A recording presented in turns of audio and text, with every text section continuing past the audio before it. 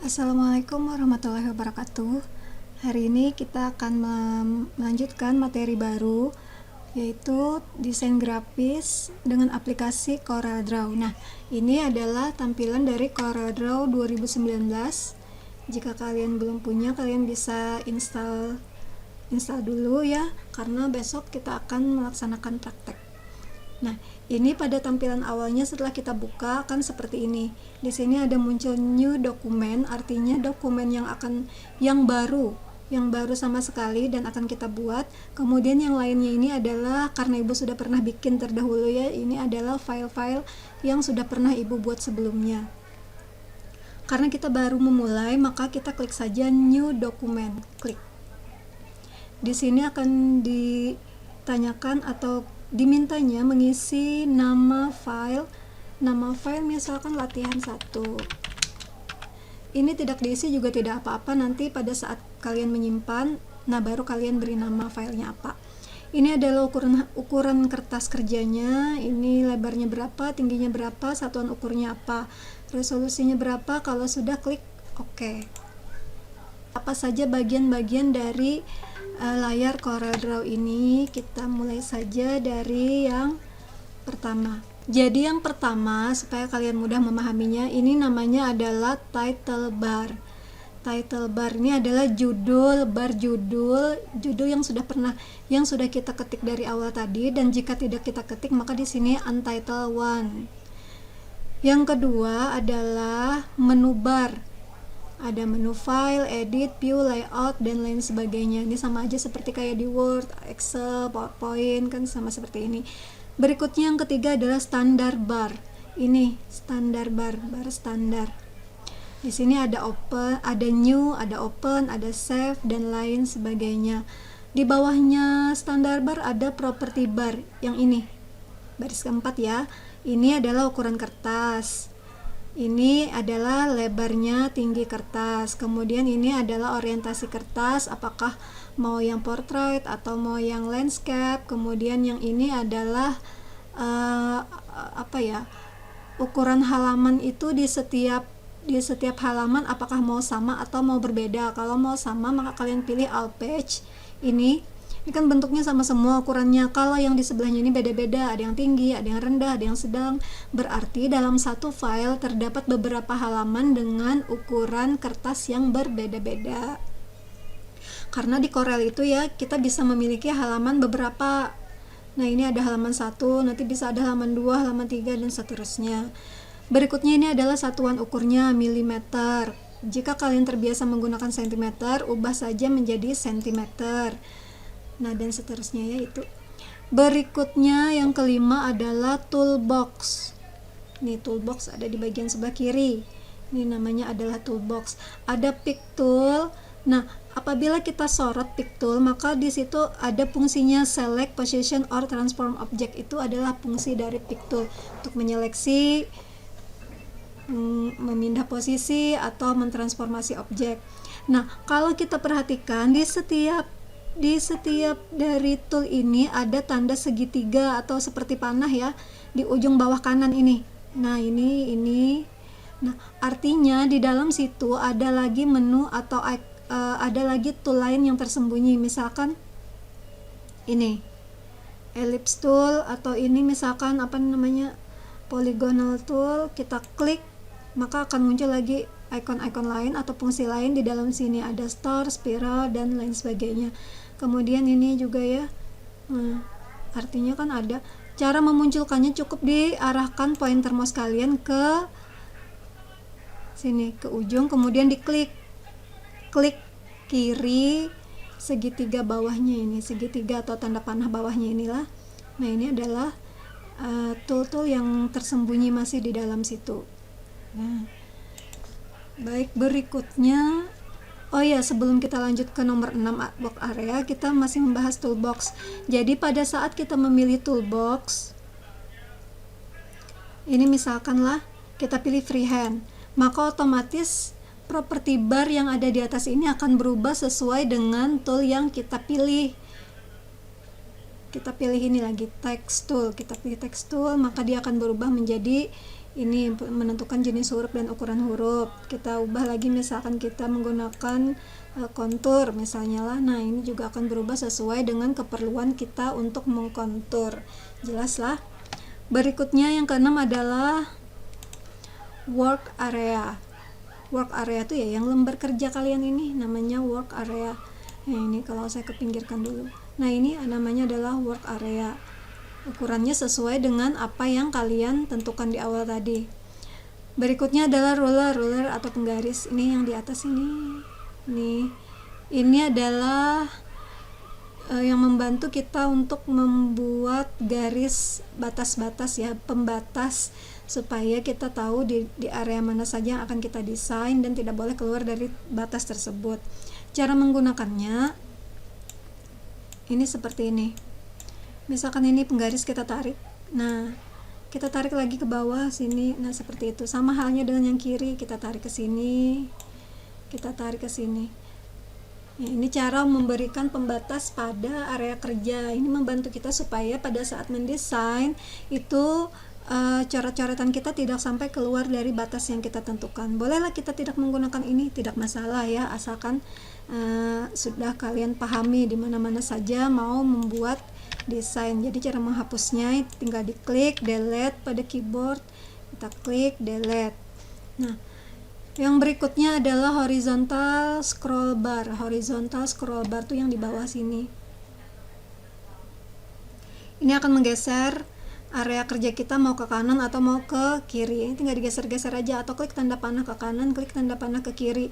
Sama halnya dengan vertical scroll bar. Ini mau menaikkan ke atas, menurunkan ke bawah. Bisa dengan menggeser-geser scroll barnya ini, atau dengan cara mengklik tanda panah atas atau tanda panah bawah.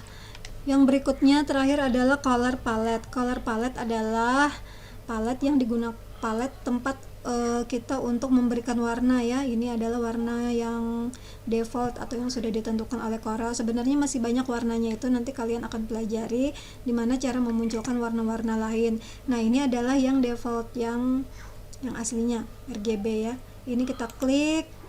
Nah, ini akan ada muncul warna-warna yang lain lagi di dalam sini.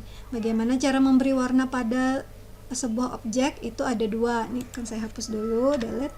Jadi untuk memberi warna objek itu bisa klik kiri dan klik kanan. Kalau kita klik kiri itu artinya memberikan warna objek pada bagian dalam, sedangkan klik kanan akan memberikan warna pada objek bagian luar atau outline-nya, ini adalah garis tepinya. Jadi tadi yang pertama kita bisa klik kiri, misalkan ini klik kiri, maka akan memberikan warna pada bagian isi. Outline-nya ini kan tidak berubah, garis tepinya. Misalkan ini saya pertebal ya, outline-nya ada outline width, ini jadi 8. Nah, ini masih hitam. Tapi kalau kita klik kanan pada warna color palette ini, maka dia akan berubah warnanya sesuai dengan apa yang kita pilih di sini. Misalkan warna biru, klik kanan. Nah, jadinya seperti ini. Cara memberi warna pada objek. Nah, jadi yang pertama ini adalah fungsi, kita bahas satu-satu. Pick tool. Pick tool ini adalah untuk Pick tool itu digunakan untuk menyeleksi objek, memindah posisi, atau mentransformasi objek. Ini menyeleksi objek itu seperti ini. Kita misalkan ada dua objek, lalu mau kita blok, maka kita seleksi menggunakan pick tool. Caranya ya seperti ini, blok. Klik kiri, tahan, geser. Nah, rendam. Nah, seperti ini namanya memblok. Ini menyeleksi objek. Yang kedua fungsinya tadi tuh untuk merubah posisi, mindah. Jadi kalau mau mindah-mindah, klik aja pick tool lalu tarik. Ini mau kemana, geser seperti ini ya. Kemudian mentransformasi objek. Jadi kita klik sekali lagi di dalam objeknya ini, maka tanda titik segi 4 yang di luar ini akan berubah menjadi panah. Ada panah kiri kanan, ada panah lengkung atas bawah. Jadi kalau ini kita geser, dia akan berubah menjadi seperti ini. Ctrl Z lah untuk mengundo. Kalau ini kita tarik ke bawah, maka dia akan seperti ini. Ctrl Z lagi. Lalu ini misalkan kita putar, maka dia akan berputar. Nah, itu fungsi dari pick tool.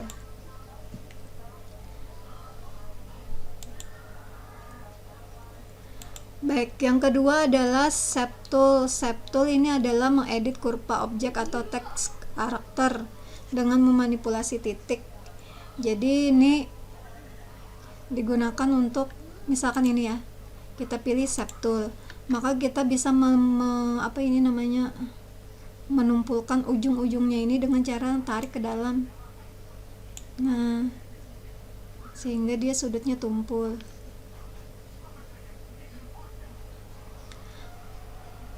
Atau ini kita Ctrl Q untuk memunculkan panah seleksi, panah kurvanya. Jadi ini bisa kita atur, kita klik. Nah, ini kan ada nih panah kiri kanan, ini bisa kita atur lagi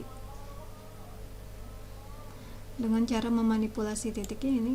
Nah, kan tinggal digesernya, jadi tidak karuan.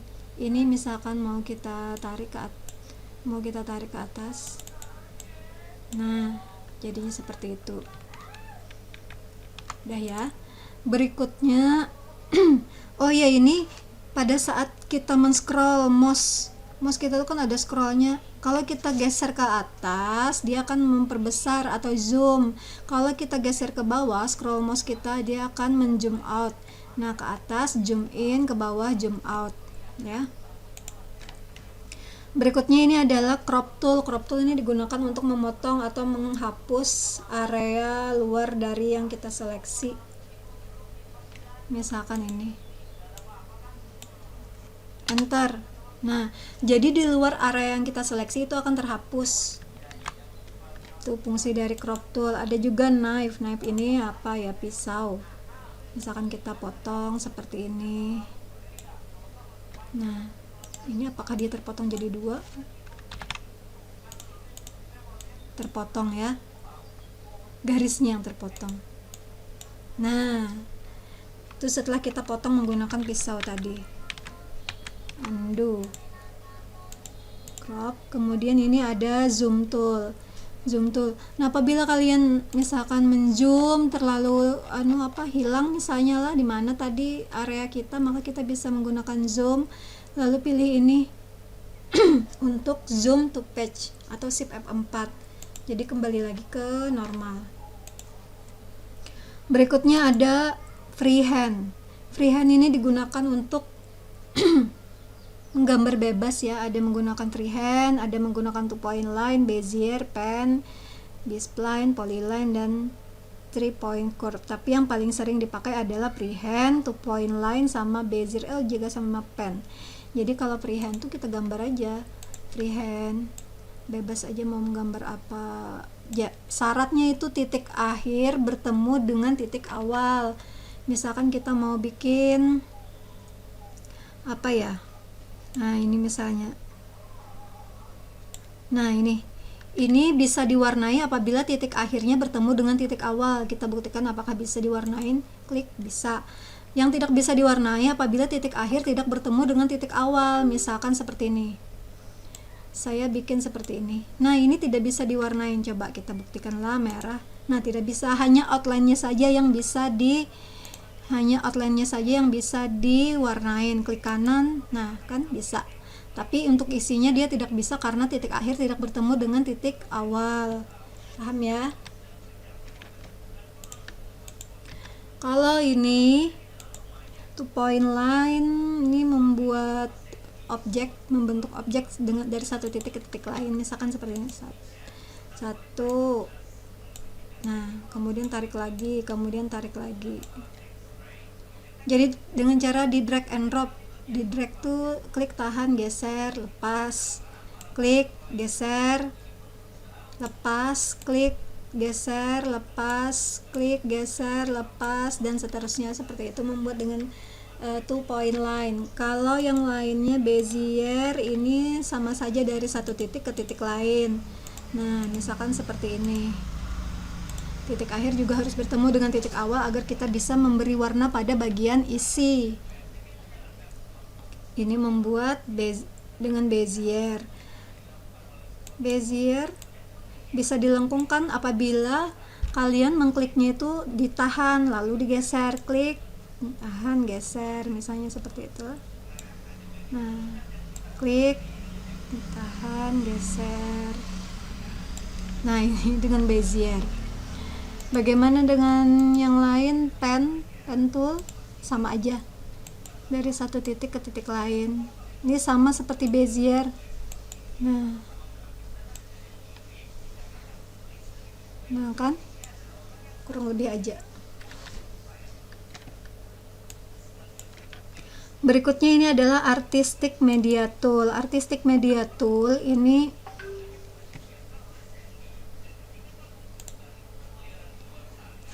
untuk to add artistic brush, spray, dan kaligrafi, efek brush, efek spray, efek kaligrafi menggunakan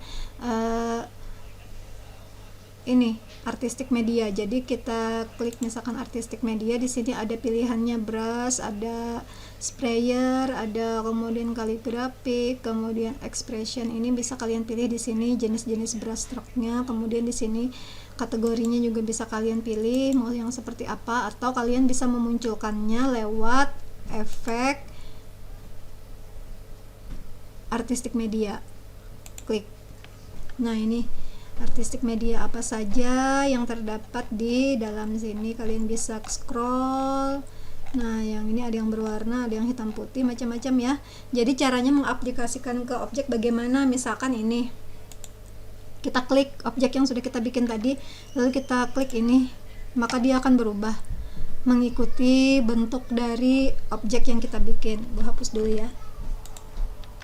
Nah, kita atur lagi misalkan artistic medianya seperti ini. Kita pilih bentuk yang lain ini. Nah, akan mengikuti. Objek yang lain bagaimana? Sama, ini juga kita klik dulu objeknya, lalu kita pilih.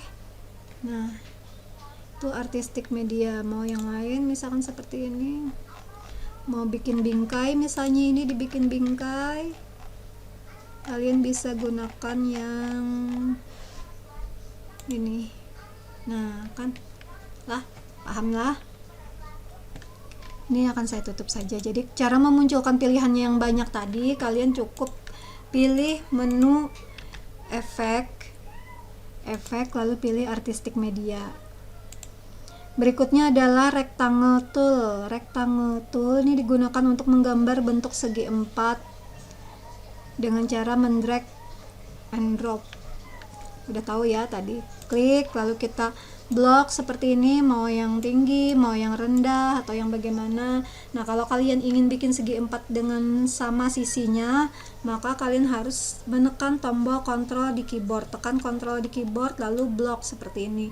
Maka dia akan memiliki sisi yang sama panjangnya. Terbukti di sini ya 11,689. Tingginya juga 11,689. Kalau kalian ingin memiliki segi 4 yang sama sisi panjangnya. Kemudian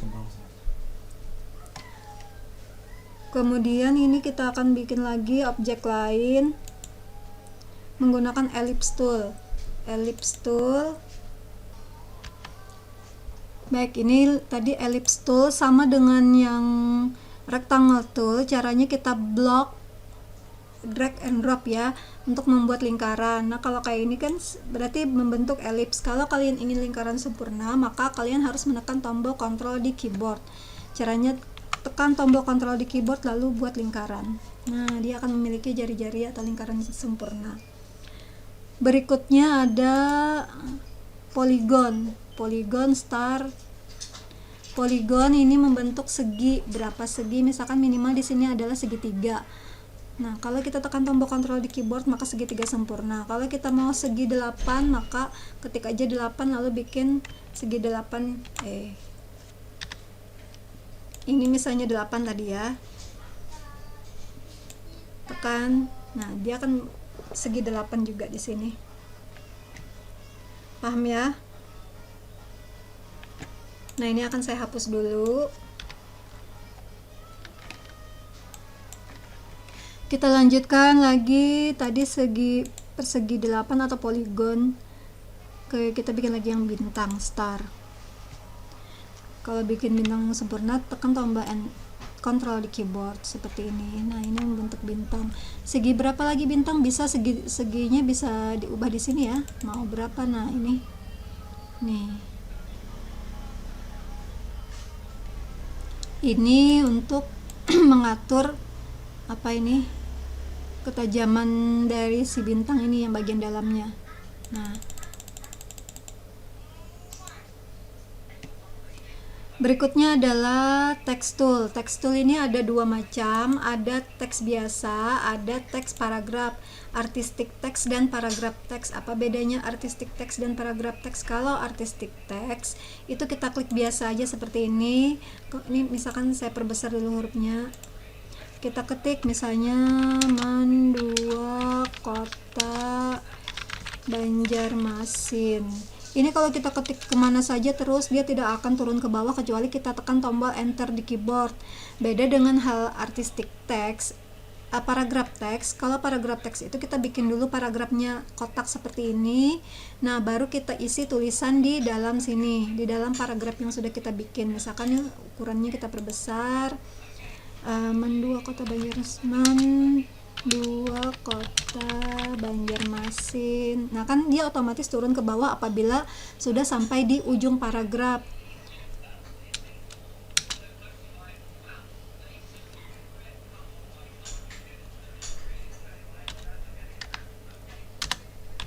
Beralamat di Jalan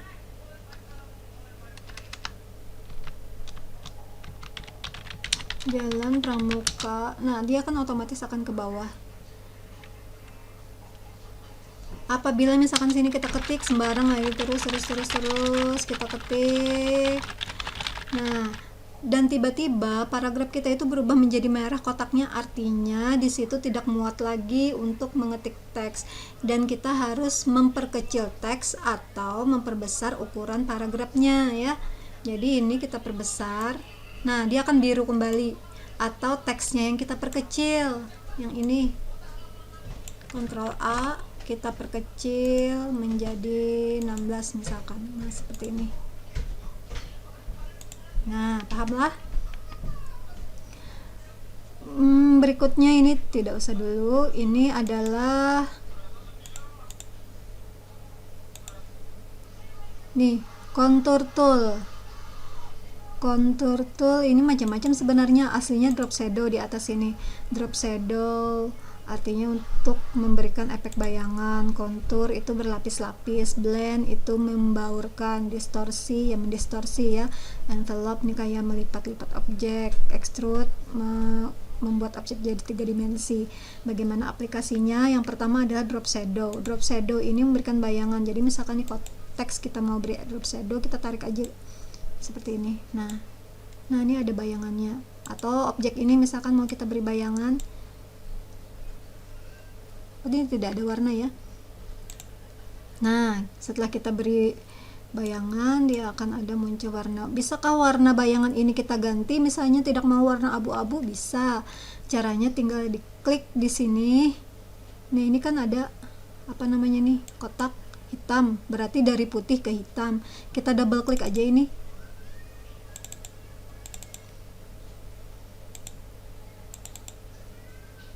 Nih. Nah, ini warnanya. Misalkan mau jadi warna biru muda. Nah, ini biru muda. Biru tua. Udah. Ini juga misalkan mau diberi warna. Nah. Udah ya, paham? Berikutnya adalah kontur. Kontur ini melapisi objek ke dalam ataupun keluar. Misalkan ini kita bikin objek star, tekan Ctrl di keyboard. Ini mau saya hapus dulu nih ya. Ini kita beri warna misalkan kuning, lalu kita beri kontur. Nah, ini kita misalkan dari kontur tarik keluar. Nah, berarti kan itu konturnya ke arah luar. Kenapa warnanya jadi abu-abu? Karena di sini saya memilih fill colornya abu-abu. Bisa kita ganti warna lain, bisa. Misalkan warna ini. Nah, Konturnya 1, bisakah kita naikkan? Bisa. Kontur step kita naikkan jadi 2, 3 dan seterusnya. Jadi kontur ini akan menggradasi warna dari yang awal ke yang akhir. Nih kan gradasinya. Jadi itu kontur. Bisa kontur ke dalam. Kalau kontur ke dalam, ininya kita tarik ke dalam. Nah, satu aja kontur ke dalam. Bisa digunakan untuk teks maupun objek. Kalau teks misalkan kita kontur man 2, kita perbesar, ganti jenis hurufnya ini misalnya lah, kita mau kontur tarik ke luar. Nah, jadinya seperti ini. Nah, kontur mau warna putih isinya juga boleh, jadinya seperti ini. Nah, paham ya? Kontur berikutnya adalah blend. Blend itu membaurkan dua buah objek. Misalkan dari objek, kita bikin dulu ya objeknya, misalkan ini kita bikin bintang. Ini bintang sudah ada. Nah, kita coba apakah ini bisa dikontur dua macam ini. Di blend, kita klik blend, klik ini, lalu kita arahkan ke sini. Nah, jadi berubah antara objek 1 menjadi objek 2, perubahannya seperti ini. Ini bisa kita aplikasikan ke yang lain ya. Misalkan gini, saya mau bikin freehand. Nah, ini lengkung, kemudian bikin lagi lengkung 1. Tetap memakai freehand ya. Atau yang ini kalian copy jadi 2, Ctrl C, Ctrl V, lalu kita geser ke bawah, kita balik, misalkan seperti ini. Nah, lalu ini kita beri warna, ini klik kanan warnanya merah, misalkan yang satunya ini warna biru, birunya yang ini. Nah, kalau mau kita blend, kita klik blend, ini kita blend. Nah, ini adalah hasil blend dari dua buah objek garis. Ini biasanya digunakan untuk mendesain wave atau ombak. Jadi ini bisa kita atur posisinya, misalkan ini tadi yang merah ya, kita geser ke sini, nah, atau ke sini, atau mau kita balik, lalu kita geser. Nah, jadinya seperti ini. Itu untuk memblend. Berikutnya adalah distorsi. Distorsi ini mendistorsi objek. Misalkan saya pernah bikin distorsi. Ini membuat objek ini ombak-ombak tapi sangat rapi. Caranya buat garis lurus dengan 2 point line, kemudian kalian klik distort tool, kemudian pilih zipper distortion, lalu pilih efek yang smooth, tentukan zipper frekuensi, jumlah gelombangnya, dan zipper amplitude, tajam tumpulnya. Misalkan jadi ini kita baca ya, coba kita praktekkan.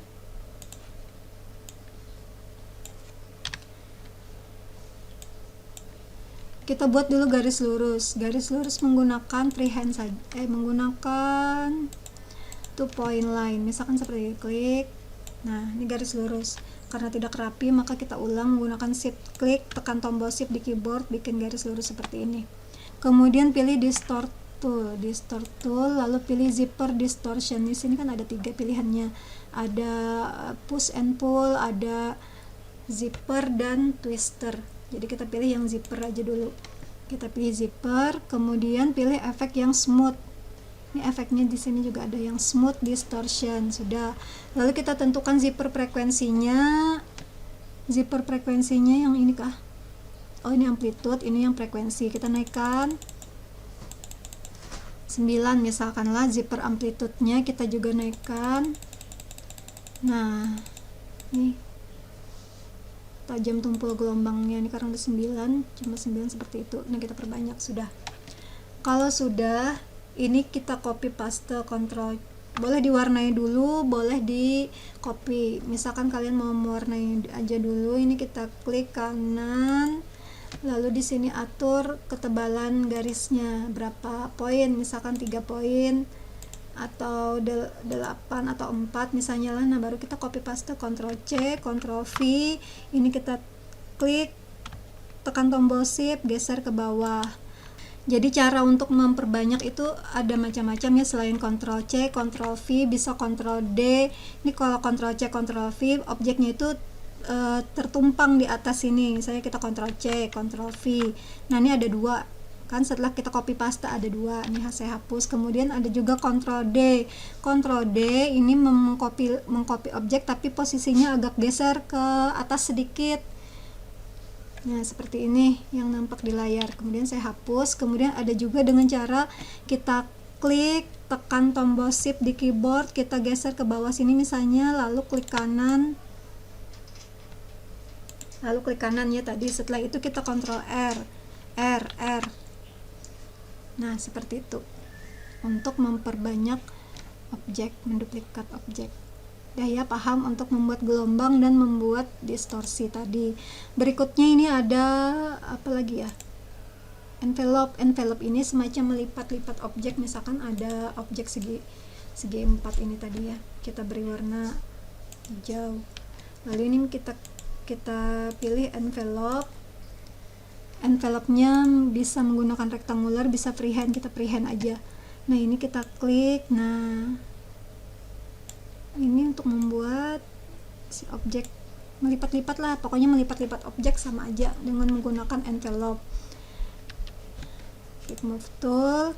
Lalu ada juga di sini extrude. Extrude ini untuk membuat objek menjadi 3 dimensi. Misalkan ini tadi ya, saya hapus dulu. Ini kita hapus dulu. Bintang kita beri warna. Kemudian ini kita extrude. Kita tarik aja ke atas. Nah, nama modelnya kayak 3 dimensi seperti itu. Pengaturannya di atas sini. Lah, kita hapus. Kemudian ada lagi transparansi tool, membuat efek transparan pada objek.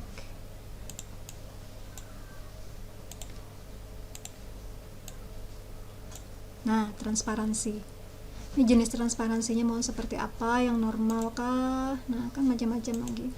Ini tipe-tipenya bisa dipilih. Ini yang lain, ini yang tengah, ini yang conical fountain, kemudian ini ada rectangular fountain. Itu tadi memberi efek transparan pada objek. Kemudian ada lagi ini color eyedropper tool. Ini digunakan untuk mengambil jenis warna pada sebuah objek. Misalkan saya punya objek segi 4.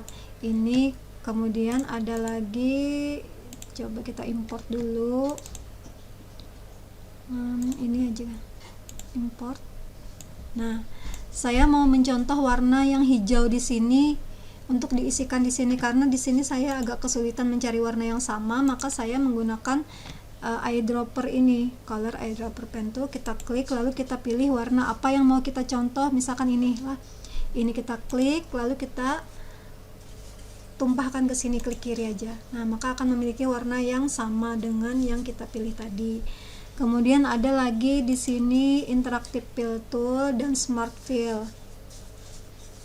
Interactive fill ini memberikan warna, sama aja memberikan warna pada objek. Kemudian ada smart fill, memberikan warna pada objek juga ini. Nah, dah ya. Baik, kita lanjutkan kembali bagaimana cara menyimpan file Corel yang sudah kita buat. Jadi yang pertama kita klik menu file, kemudian pilih save. Karena kita baru menyimpan, baru membuat dan baru menyimpan, berarti kita pilih save. Nah, beri nama misalkan latihan 1, sudah. Save as type-nya CDR apabila kita ingin menyimpan dalam file berformat CorelDRAW.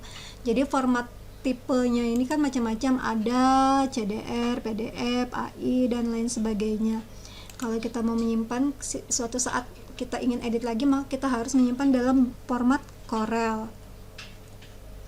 Lalu pilih di sini ada versionnya. Version ini punya ibu kan yang 2019. Nah, yang ini format yang lebih tinggi tidak bisa dibuka di format yang lebih rendah. Misalnya di tempat kalian Corel Draw-nya X7, itu tidak bisa dibuka di situ, kecuali yang di atas dari ini. Yang rendah bisa dibuka di format yang di versi yang tinggi tidak bisa dibuka di versi rendah.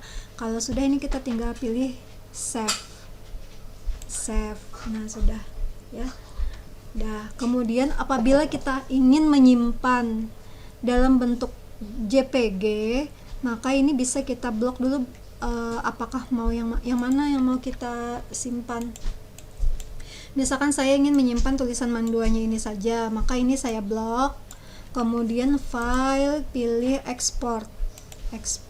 Nah, di sini ada pilihannya, ada PNG, ada JPG, PDF dan lain sebagainya.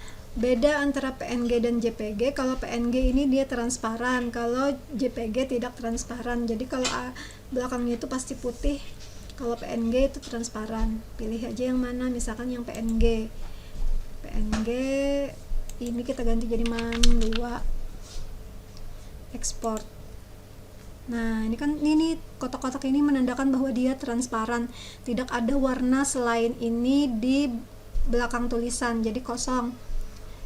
PNG pilihannya RGB ya. Kalau sudah bisa diklik OK. Kalau kalian menyimpan dalam format JPG, misalkan ini tadi ya, sama dengan dua tadi, file, export. Misalkan kita pilih di JPG export. Nah, ini putih, belakangnya ini putih, jadi tidak transparan, sehingga pada saat kalian memasukkan gambar ini di atas objek lain, maka tidak akan transparan, dia punya latar belakang putih. Cancel ya, kita ulang ya, file, export. Ini kita beri nama man2, tapi JPG export, kita oke saja. Nah, kalau kalian ingin memastikan, ini saya hapus, ini juga saya hapus, tinggal ini. Nggak usah, ini kita hapus saja, ini hapus juga. Nih, ini kan ukuran kertasnya A4. Jika kita ingin memasukkan gambar tadi, misalkan kita bikin dulu segi 4 di dalam sini dengan cara menekan rectangle tool 2 kali berturut-turut, double klik secara berturut-turut, double klik, otomatis terbentuk segi 4. Maksudnya ini supaya gampang aja ya, daripada kita susah-susah membuat seperti ini. Misalkan mempas-pasakan, ada mau pas, maka bisa dengan cara double klik rectangle tool. Lalu kita beri warna, misalkan pink karena gurunya perempuan. Jadi lalu kita import. Cara menyisipkan gambar ke dalam Corel itu bukan insert ya, tapi file, import. Nah, cari tadi itu di mana saya meletakkannya, lupa. Nah, ini man2 JPG, man2 PNG, kita import kedua-duanya ya.